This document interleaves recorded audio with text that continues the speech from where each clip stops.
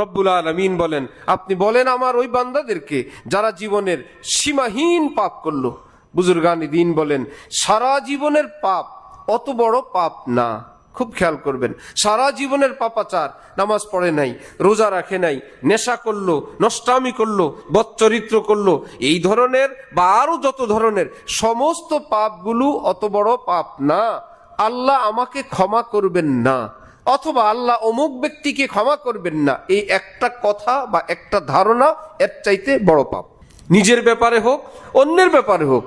নবীজি বলেন, আগের কারের দুই উম্মত, একজন দিনদার আরেকজন গুনাহগার, দুজনের বন্ধুত্ব দোস্তি। দিনদারওয়ালা পাপিষ্টকে মাঝে মাঝেই বুঝায় যে এগুলো করবা না, ঠিক না।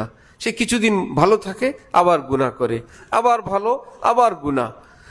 হঠাৎ একদিন গুনাহ লিপ্ত দেখে নেককার বন্ধু বলে বসলো যে আল্লাহর কসম, আল্লাহ তোকে ক্ষমা করবে না, এত সীমা লঙ্ঘন তুমি করো, এতবার তোমাকে বুঝাই, আল্লাহ পাক তোমাকে মাফ করবেন না। ইন্তেকাল হইল। রসুল সাল্লাল্লাহু আলাইহি ওয়াসাল্লাম ইরশাদ করেন, আল্লাহ পাক দুজনকে ডাকলেন, নেককার মানুষটাকে ডাকলেন আর গুনাহগারকেও ডাকলেন।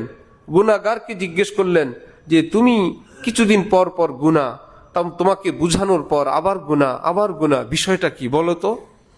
আল্লাহ, আমি নফসের কারণে, শয়তানের কারণে গুনাহ করে ফেলি, কিন্তু আমার মনে একটা আওয়াজ আসে, আমার আল্লাহ একজন আছেন, আমাকে তিনি ক্ষমা করে দিবেন।